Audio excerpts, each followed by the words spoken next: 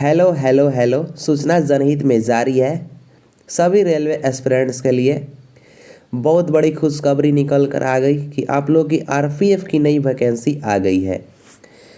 तो चलिए हम इस पे थोड़ा ध्यान से बात करते हैं अच्छे से, तो आप लोग वीडियो को अंत तक देखिएगा।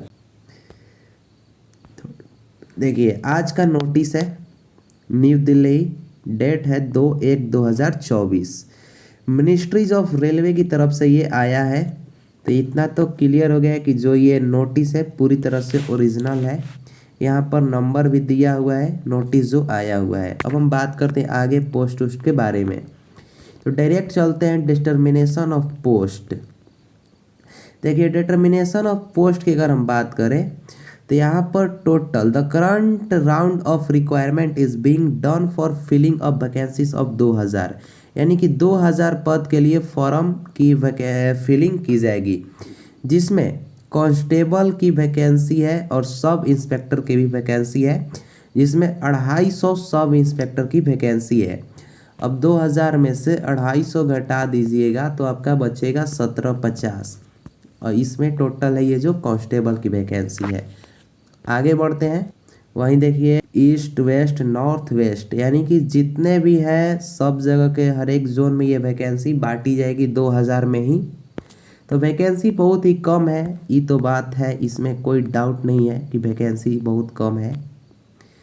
आगे बात करें एज रिलैक्सेशन या एज के बारे में, तो सब इंस्पेक्टर यानी कि एसआई हुआ, इसका एजुकेशन रखा गया है ग्रेजुएशन, यानी कि आप बीए किए हुए हैं तो आप इस फॉर्म को फिल कर सकते हैं।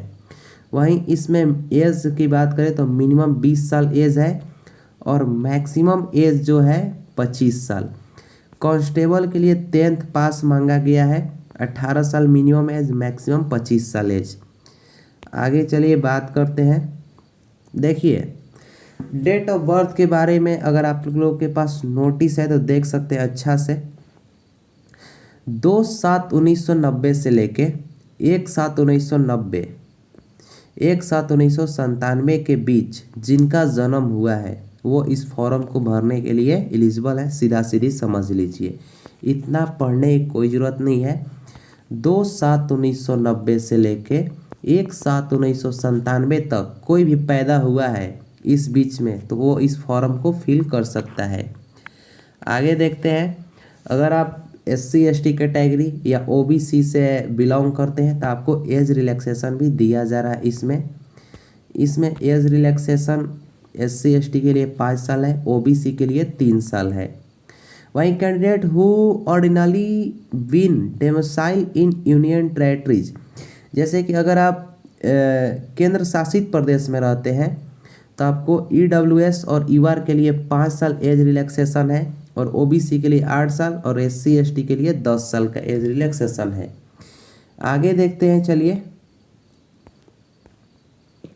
वहीं अगर हम आगे बात करें तो देखिए, वही बात है सेंट्रल गवर्नमेंट एम्प्लॉय, यदि आप एक्स सर्विसमैन है या सेंट्रल गवर्नमेंट की एम्प्लॉय है, और यदि ये आपको तभी मिलेगा जब आप 3 साल रेगुलर सेंट्रल गवर्नमेंट का जॉब कर चुके हैं, ठीक। और वही है EWS के लिए और ER के लिए 5 साल, OBC के लिए 8 साल, SC ST के लिए 10 साल।